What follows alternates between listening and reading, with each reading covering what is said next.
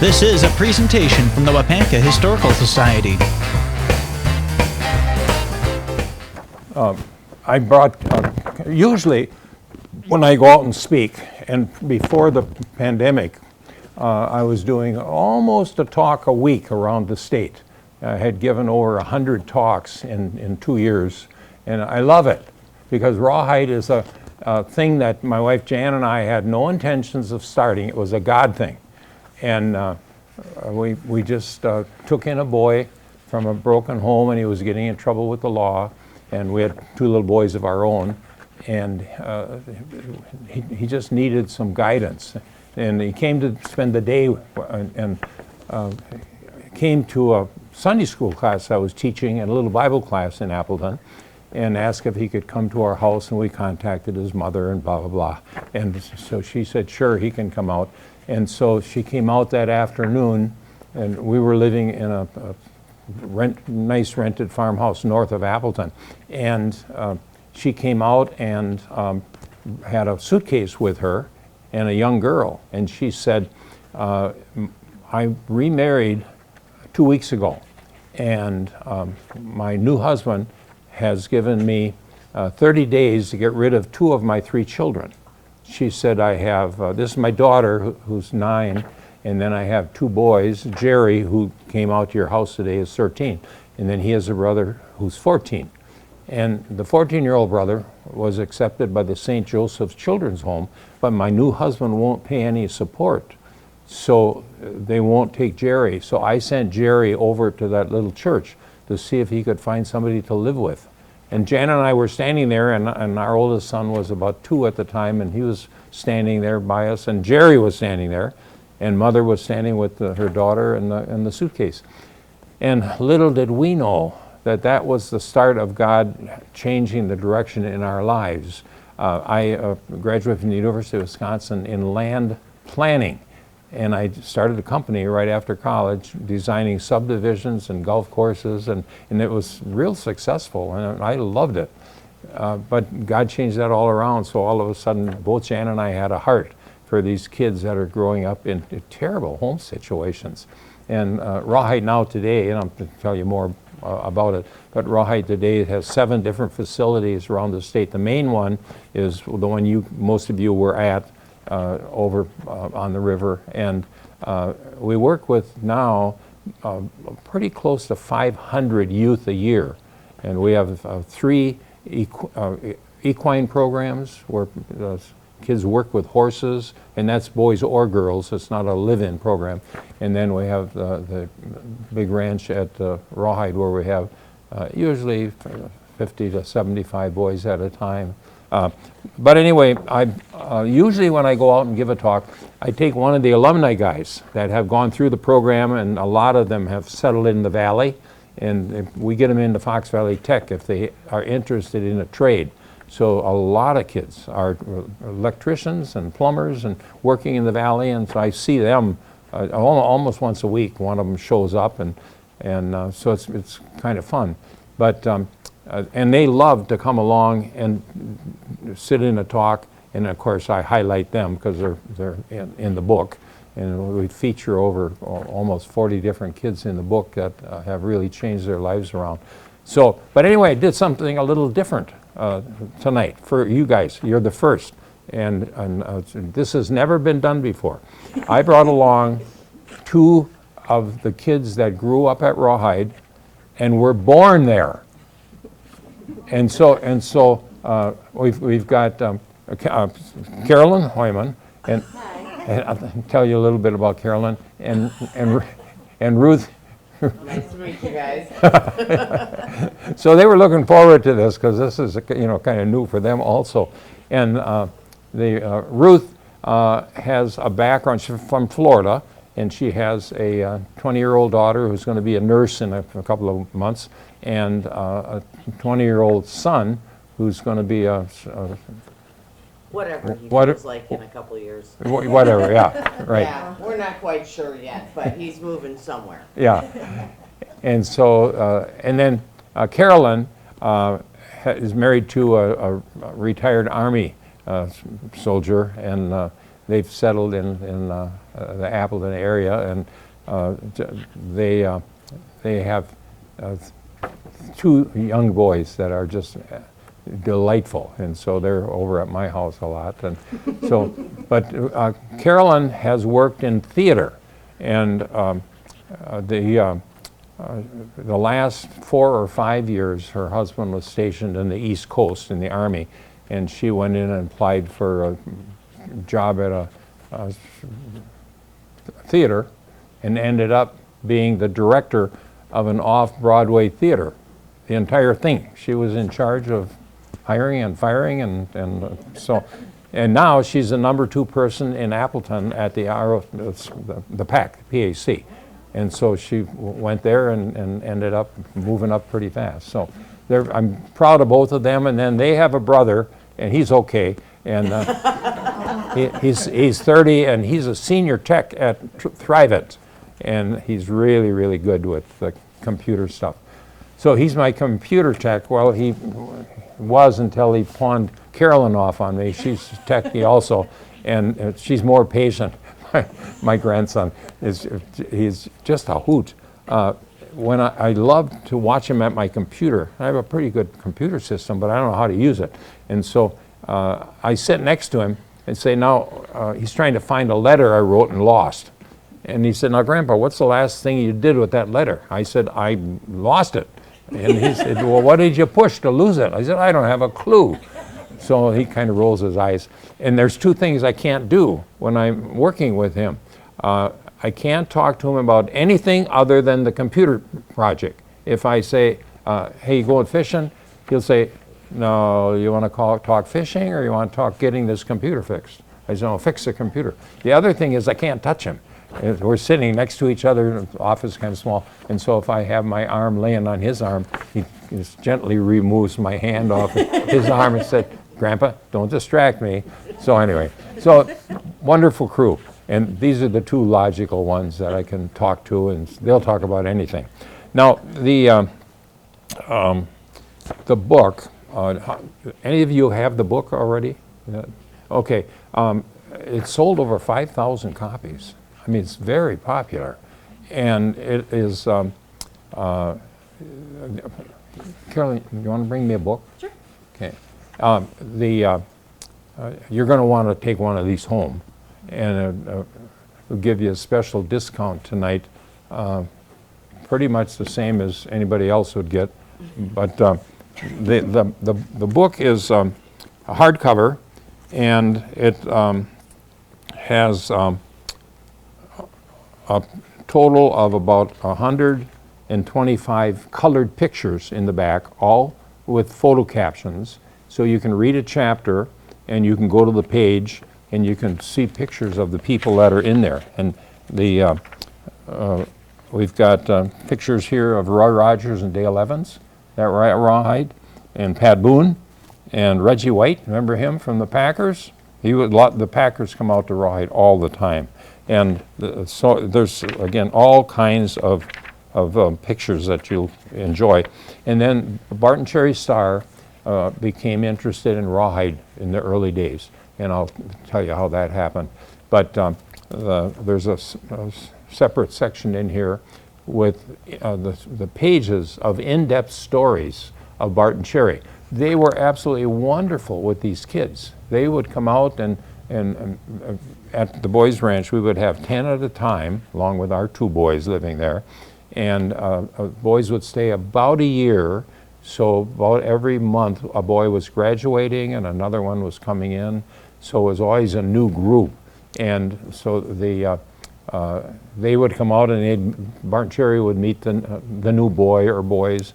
And then Cherry would say to Jan, now, Ronnie, this new boy, would it be okay if we took him home for supper and brought him back later tonight? And Bart doesn't practice tomorrow, so we say, well, sure. So they take a boy home that they knew was from the courts, in trouble with the law, and they take him out, usually take him out to eat someplace, and these kids were so impressed when this would happen. And so one of the things about the book is this in-depth stories of the stars being involved for 50 years. with these kids. And Bart passed away about 3 years ago, I think, or so. And then Cherry and Bart Jr. And the Packer organization asked if they could hold a memorial at Rawhide. And we had some big circus tents up, and we had 3,000 people there for the memorial, and it was just absolutely wonderful. The Packers brought out 87 former players, alumni players, that had played with Bart or when he was coaching. And they brought them out in big scenic cruiser buses, and it was kind of impressive. And most of them were with canes or hanging on to somebody, and they were kind of beat up. And so I was glad I was never a pro football player, because you get old fast. So anyway, okay, so you'll have a chance to get a book in a little while. And let me tell you some stories from the book. Early on, the Boys Ranch is 500 acres, again, on the Wolf River. And when I went out there, there were about 100 and there was actually about 250 acres right on the water, along the water, plus more woods. But the lodge itself was absolutely beautiful, 27 rooms, and it had 11 bedrooms and 5.5 bathrooms.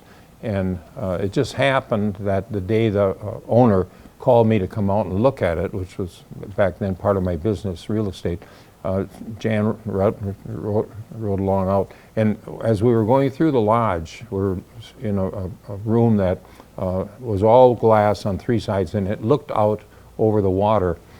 And I made the statement, I said, oh my gosh, would this make a beautiful boys' home? And the owner was kind of caught by surprise, and he's almost sternly said, why did you say that? And I said, well, we have a dream someday to have a big home where we could have 6, 8, maybe even 10 teenagers at a time that need help with getting out of trouble. And he said, wow, if this place could be used for that, he said, I would sell it at way less than I've got it listed for. And so one thing went along, and I said to Jan, let's see if we can get Bart and Cherry Starr involved, and maybe we could raise some money to buy this as a nonprofit, not to own it. And so she said, yeah, well, let's see. And so I said, I got to get a hold of Bart. Through my business, I knew a bunch of business people.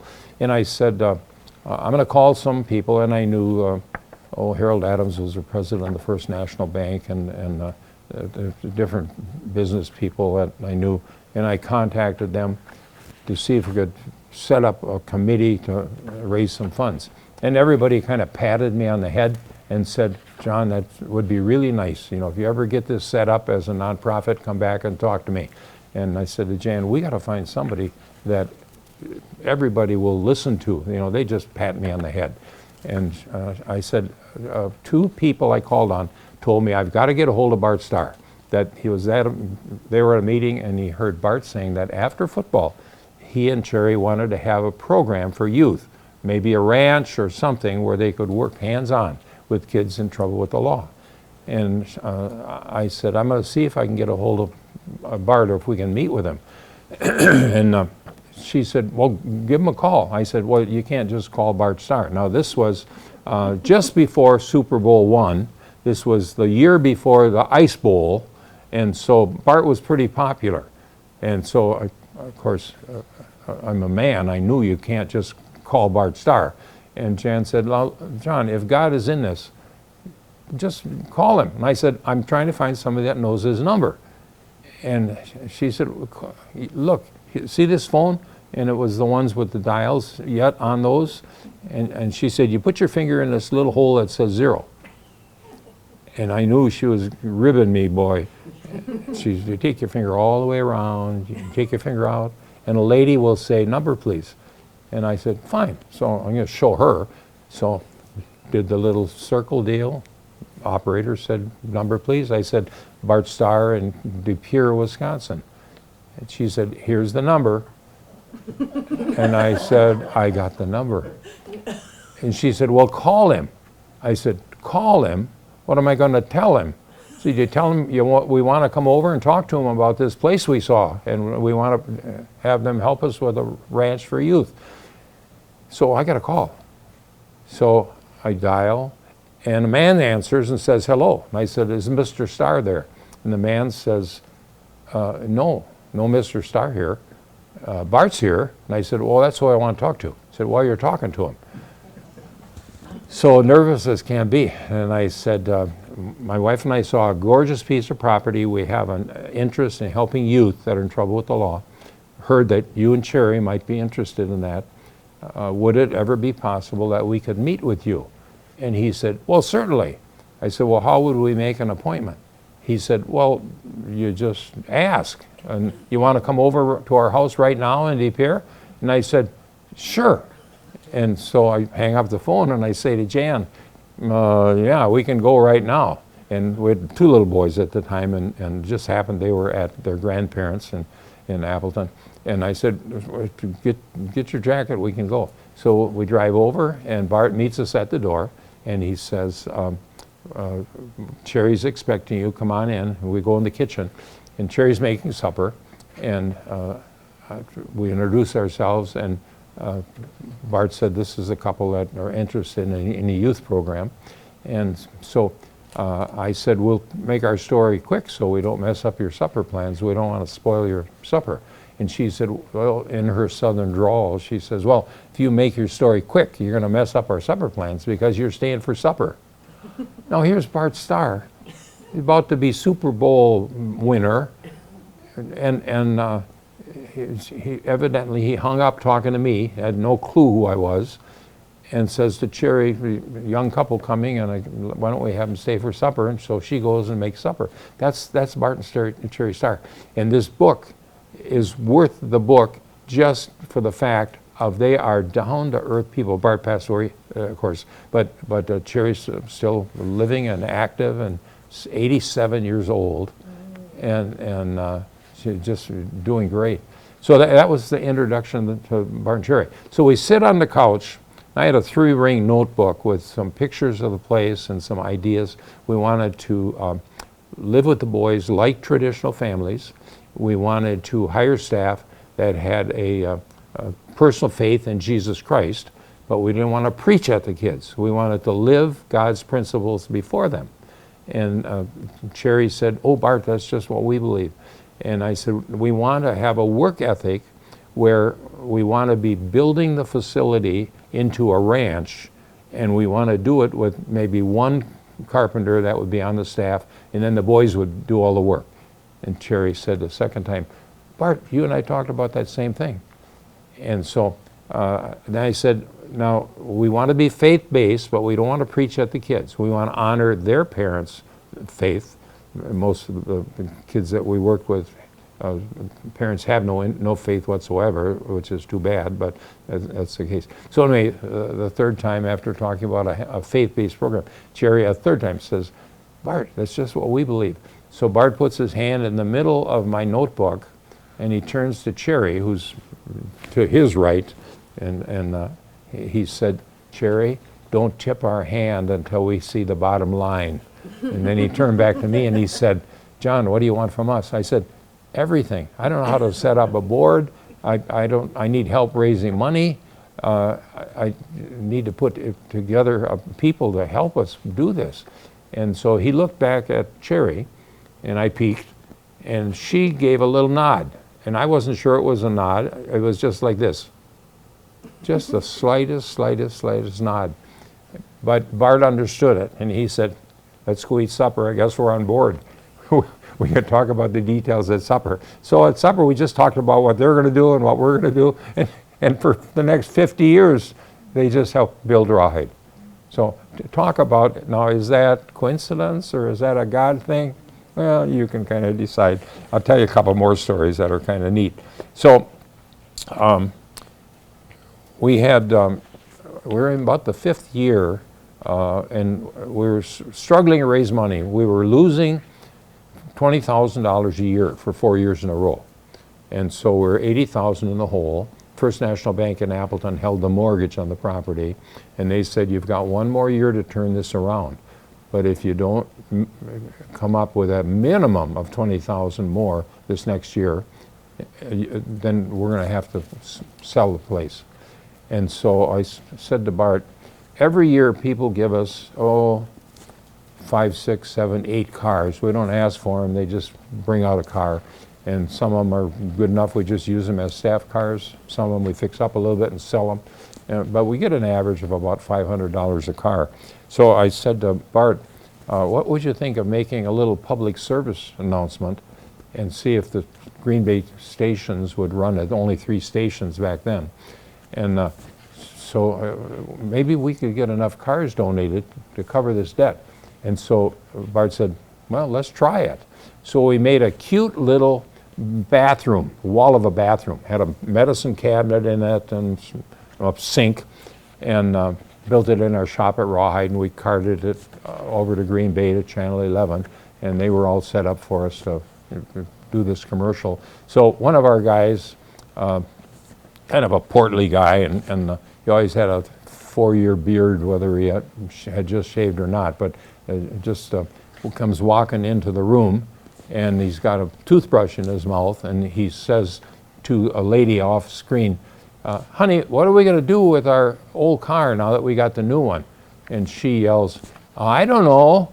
And so the guy opens the medicine cabinet, and Bart's in the medicine cabinet. And Bart says, why don't you donate it to Rawhide Boys Ranch? We'll use it for training, and then we'll sell it, and then it will help the Boys Ranch. And all you do is tell people to call this number. And so Bart had an old hunk of cardboard ripped off, and then big fat black marker said 1-800-Rawhide. And one of our staff on his own called 1-800-Rawhide and got the name of a company in rural Illinois, and he said, hey, are you guys in love with your phone number? And they said, well, I don't know, what are you talking about? I said, we want to buy your phone number. We're a boys ranch, we're a nonprofit, and we need to raise some money. Well, the guy works out that if we would just pay for a new phone number, which is nothing, we could have that number. So Bart's got the cardboard, 1-800-Rawhide. And so it starts running on the air. And it was so popular, the other 2 stations, Channel 11 started using it. The other 2 stations asked if they could use it. So the 3 stations were running it 1 or 2 times a day. And so our goal was, if we could get, we figured we could average about $500 a car. And so a car a week would be $12,500. So if we could get 2 cars a week, that would be $25,000 a year. Well, we started getting, when those ads started running, we started getting 2 or 3 cars a day. And we were overwhelmed. Then we had to get some trailers to haul them in, because very few of them ran all the way to Rye. They'd break down. But we ended up that very first year eliminating that whole $80,000 debt just from those cars. Now, up until that time, no charity in the nation was advertising for cars. Now, have you had on the radio any charities looking for used cars? It's just, they're all doing it because it's a good deal, and it's just been a wonderful thing for us. Okay, now let me tell you a little bit about Jan. She was mostly delinquent when I married her, and she would know, these girls know Grandma was a hoot, wasn't she? and she loved, She had a little bit of personality. yeah, and she loved those grandkids. But my very first day in school, Woodlawn School, north of Appleton, and I was a 2nd grader, and Jan was a brand new student, a 3rd grader. Her folks had bought the farm next to the school and developed it into a horse ranch. So she became a horse gal and was all her life. She passed away about 7 years ago, and or 6, I can't remember. But anyway, she would, how? It's about 6. Okay. So You're close. yeah. So she was visiting with the kids around her, hadn't said anything to me yet. Her desk was a mess, and I had put my books inside the desk, and it was nice and neat on the top. You know, first day of school, no matter what grade you are, it's a big deal. And so I interrupted, and I said, hey, if you put your books inside your desk, and then you could straighten up your pencils and stuff on the top, and then your desk would look nice and neat. And she turned, well, some of you ladies know that's not the way to meet a new girl. So she said, what grade are you? I said, second. She said, I'm third, and don't you ever correct me again. And for 70 years, I didn't. Who was the boss at Rawhide? Yeah, we know. And you know, even staff would say, John, you put a memo out about this or that. Have you run that past Jan? And I said, no, but I will. So anyway, she was amazing. She identified with those boys. She loved them, and because she was one of them. And so I was the softie, even raising our kids, I was the softie, and Jan was the stern one. And with the boys from the courts, they would try to pull stuff on her, and they'd get in trouble, and then they would come to me, and if one of them or two of them were in trouble, they'd come and say, John, can we talk to you about your wife? Now, we were John and Jan, and first name, unless they were in trouble. Then she was my wife. And I said, what'd you do? He said, well, we did this, and well, we got 7 or 5 nights of dishes. There's 14 people at a meal. So supper is a big formal deal, and so they were really nervous about 5 nights of dishes. And I said, well, I don't know, let me see. And they said, well, would you talk to her? And I said, no. I said, why? And I said, I'm as scared of her as you are. And they say, well, can't you get her to drop it down a few days? I said, no, she'll put me on dishes with you, and which she had done before. We had a little game, and I would say, okay, here's what you do. I know Jan. You do the best job. When do you start? Tonight. You do the best job you can do, and then when you're all done, say, now, is there anything else we can do? And if she says, no, that's it, say, oh, okay, but if there's anything else you can do, see if you can do it. And if you do that 2 nights in a row, and you really have a good attitude, I'll bet you she'll reduce some of those days. And that was the game. We wanted to teach these boys how you respond to discipline, way more important than what the discipline was, but how you handle it is what's important. And even today, if some of these kids are 65, 70, and they'll bring up the fact that they learned to please their boss. When they get a job, it doesn't matter what, don't try to run the company. Just make your boss successful, and it'll work for you. And they learned that. So some of the things we kind of worked into the deal. Now, Jan was not above pulling things to get her own way occasionally. And I see that as basically a positive. And she said to me one day, I was a 5th grader and grew up on a small farm, and she said, my dad has 16 box stalls for horses, and he's looking for somebody that from the school here that would clean those box stalls on school night. It's not on weekends or summertime, but just after school, you would come over and you'd clean those 16 box stalls, and it pays 25 cents a night. And, you know, would you do that? And I said, well, I have to check with my folks, and my folks said, sure. I mean, I was a 5th grader, and what could a barn full of 16 semi-trained horses hurt me? And so I had the job, and it was a lot of work. I kind of liked it, actually. And so things were going along, and if Jan would help me with the chores, it usually took an hour and a half. If I just did it myself, I could get done in an hour. But so we had a good time. Well, then Jan's father, Oliver, never really talked to me. He just said hi and bye, and that's fine. And so one night he said, John, when you're done with the chores tonight, come and see me. So I knew I was going to get a raise. I wanted to get from 25 cents to 30 cents an hour. And so he said, Jan says you're being kind of mean to the horses, and we can't have that, so this is your last night. The little stinker lied, and I got fired. And I'm walking home really frustrated.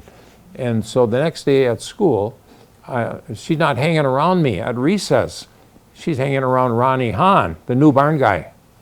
So once I knew this was a sex discrimination case, it was okay. I really, a fifth grader, and I'm realizing I'm ousted because there's a new boyfriend. It didn't bother me, because I thought, I'm not marrying her. Well, little did I know. So anyway, so now in the book you'll realize that only 2 or 3 months I got the job back, and then 2 or 3 months I got fired again. And it was first Richie Hahn, his twin brother Ronnie Hahn, Bruce Steffen, Lyle Stewart, and Jan and I could never remember the fifth guy that took over for me. And she just had no pride whatsoever. She just said, I guess we're going to try somebody else. I said, that's fine. So, but she was perfect to be working with these boys. They tried to pull something on her, and she'd done it in spades. I mean, so we're going to pull anything on her. So, okay, now another miracle thing. We had, again, 14 of us at a meal. We had no housekeeper. We had a part-time secretary to help with the record keeping and stuff, but it was hectic. And the board of directors that met monthly said, John, I think there's enough money coming in that Jan can hire a housekeeper. And so I went home and she was all excited. I said, you can hire a housekeeper. And back then, I guess wages were $1.50 an hour or whatever. But she said, this will be such a help. So 3-4 days later, I said, how are you doing on a housekeeper? She said, all under control. I said, oh, great. So now the board met monthly, so I wanted to have a report that we had a housekeeper on hand, because the board was so happy that they could approve that. And so I said 3-4 days, 5 days later, now how's things going to the housekeeper? I said, John, I told you it's under control, don't worry about it. And I said, well, now what does that mean? She said, it means don't worry about it. Okay. So I'm not going to get scolded again like in 5th grade. And so, no, it was 2nd grade. And so I said, I've got a board meeting in a week.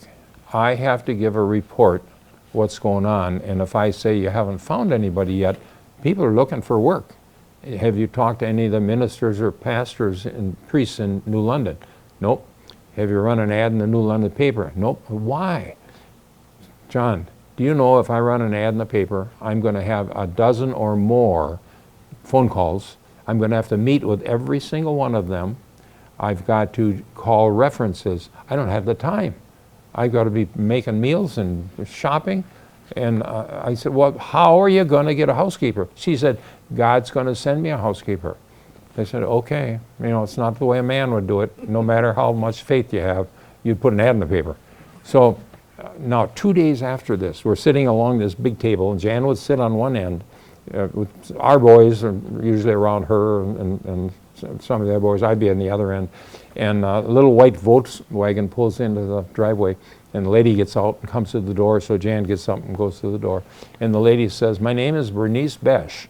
I live about 5 miles from here. My family and I go to the First Assembly of God Church in Appleton, and we've been reading in the paper that this is a faith-based program. And I'm in charge of food service and housekeeping at the Embassy Motor Lodge. And the last month, there's just been a tug at my heart to see if you need a housekeeper. And I about fall under the table. And I get tears in my eyes just telling the story. And Jan says, oh, come in, I've been waiting for you. And they go in the living room for 15 minutes or whatever, and they come out and they hug each other, and Bernice says, I'll see you in a week. And Jan goes and sits down by her chair. And I said, Jan, do you know what just happened? And she said, no, and she thought one of the boys did something, so she's looking around at the boys. And I said, no, you just got a housekeeper. She said, oh, yeah, I know. And so it was just like, I just expected this. So talk about a faith. So now, how many know Chet Krause? knew Chet. I mean, what an Iola icon, that guy. And so he and I became best friends. And so he said, you guys stopped by with the kids from your house one day. One of your young staff guys was here, and he said, they had that van you got, it's got rust on it. You need a new vehicle. And I said, we sure do, but they're like $20,000. And he went to his secretary, his office down on Main Street, across from the restaurant, and went to his secretary, and he came on and he handed me a check for $20,000. Said, you go buy a van. And so I got a van. Well, now we're talking a couple years later, we needed a field house. In wintertime, we had nothing for these kids. They were not going to New London school yet. We were doing our own school. So I met with Chet, and I said, Chet, we have to have a winter facility, a field house. We have a basketball team, and we use the New London High School for practice, but we can only practice between 5 and 6 a.m. And so our guys have to get up at 3, have some breakfast before they go in, and then go in and work out. And they were playing against other parochial schools and loving it. And so I said, and I had a sketch from an architect of a field house, and he said, what would a field house cost? And I said, well, about $1 million. He said, would you be willing to maybe contact some of your other buddies or whatever and put together a team of people that could come up with $1 million? And he said, John, let me tell you how this works. He said, I could find 10 friends to each give $100,000, and I could give $100,000. But here's what happens. Within 1 to 2 years, every single one of those friends are going to come back to me for their charity, for that $100,000. And he said, doesn't matter if I believe in their charity, I'm just going to pay back what they gave to me for Rawhide. So he said, give me 2 weeks. I'll give you a call in 2 weeks. So it was Christmas Eve day, and it was snowy, and I was out in the barn, and the barn phone rang, and it was Chet, and he said, John, you got a minute? I got good news and bad news. And I said, sure. What do you got? He said, well, yeah, I don't want to put a team together to raise money. It's just, I'm going to end up paying for it, so I might as well just pay for it. So I'll give you $1 million. so I said, here's what I said. I said, Chet, it shouldn't be this easy. He said, well, for crying out loud, you got to send me a thank you letter. So he was an absolute wonderful man. So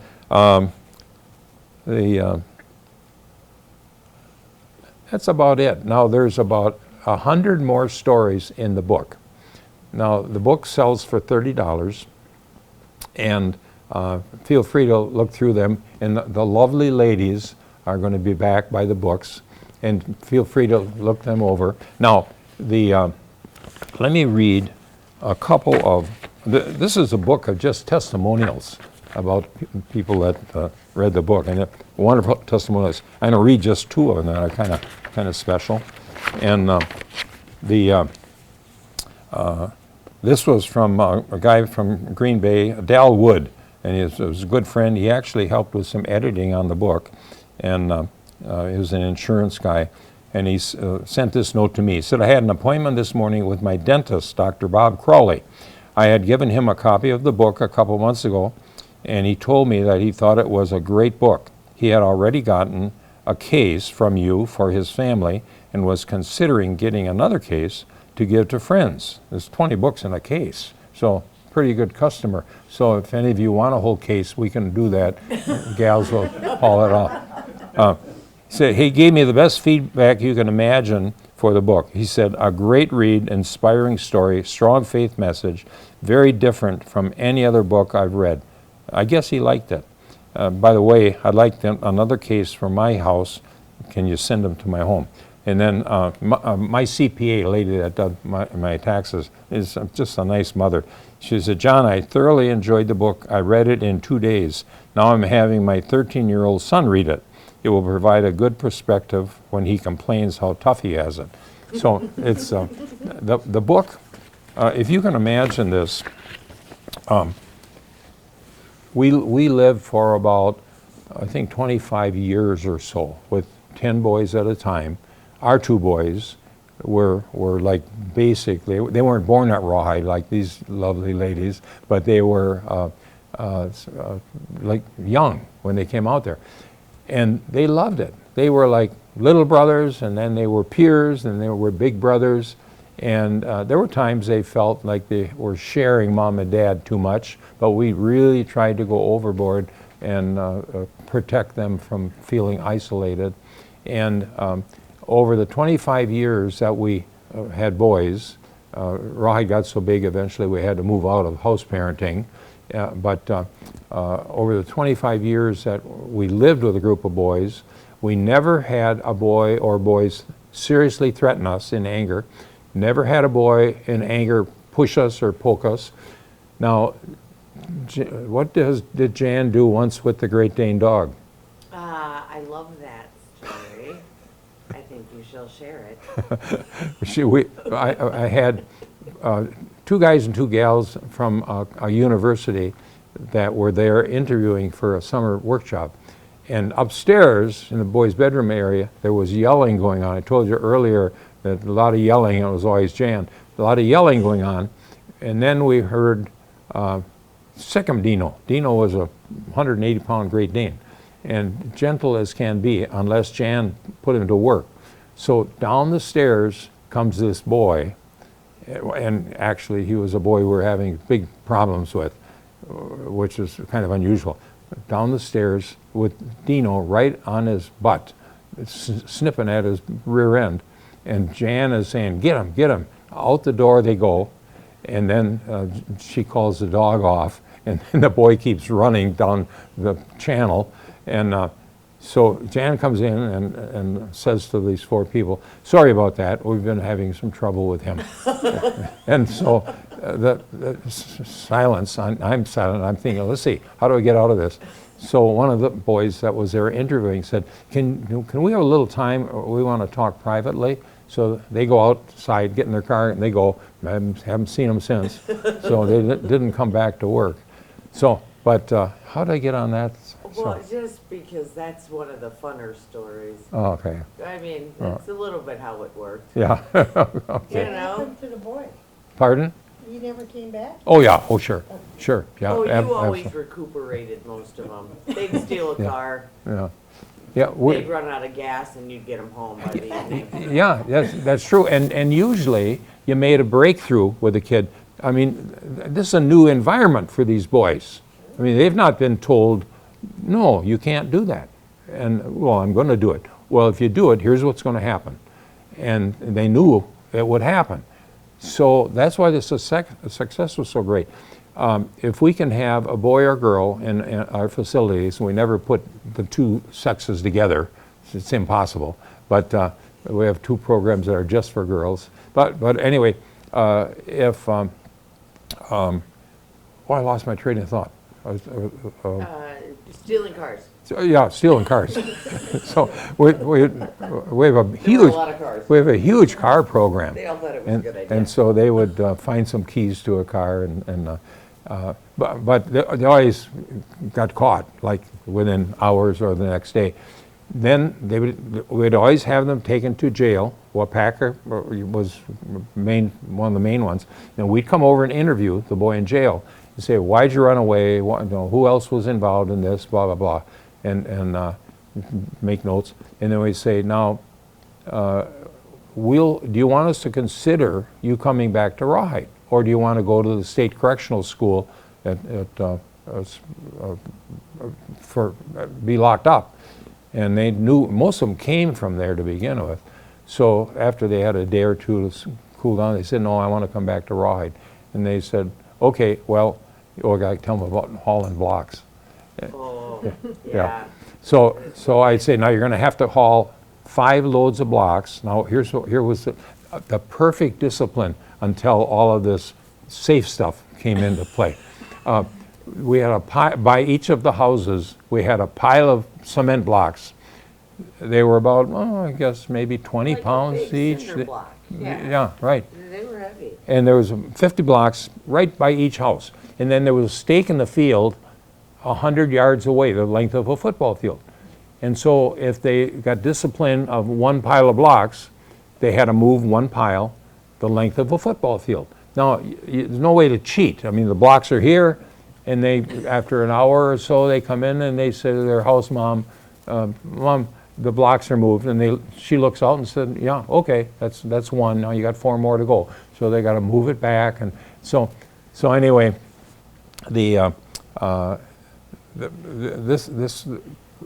we finally, I think somebody maybe reported us, one of the former guys or something. We had to stop doing that, but it was great discipline. Didn't hurt them, and they would brag about muscle tone. Yeah, that's what I'm saying. They thought it was great. So anyway, now Well, after they were done, they thought it was. yeah, that's right. So again, let me see if any questions that you have. We've been jabbering here long enough. Anybody want? Yeah, okay. I just want to say, we donated a car to him. Oh, thank you. Thank you, yeah. I don't want to discourage you from donating cars, but donated cars, when they're sold back to dealers, we don't sell to the public, so we don't compete with the dealers. So the dealers love us. A lot of the cars come from dealers. And so the income from cars are 1/3 of our budget. Now our budget, we have 190 full-time staff. We have one of the best school systems in the area. New London and Hortonville send at-risk students to us. Our teachers are all master degree teachers. We have small classes, at the most 5-6 students in a class. Great academic outcomes with these kids. Many go on to tech school. Years ago we used to push college. We don't anymore. We're not opposed to college, but tech school is where it's at nowadays. Cheaper, more practical. And so it just works out great. But so anyway, any other questions? Thanks, you guys were very patient.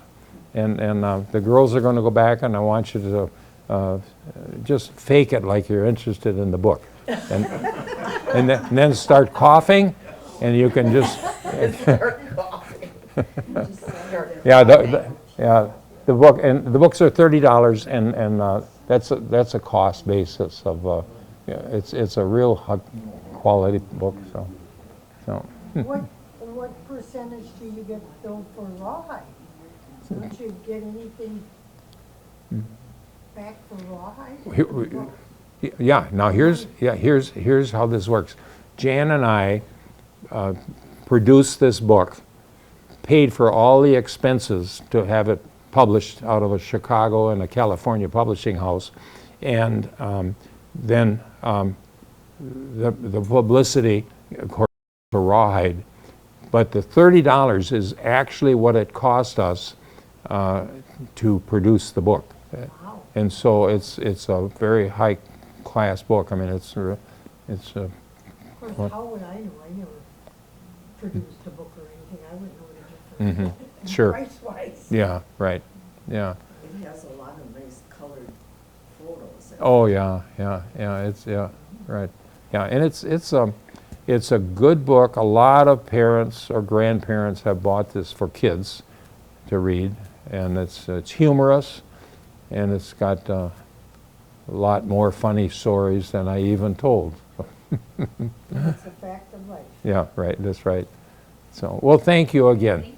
Thank you. Okay. Yeah.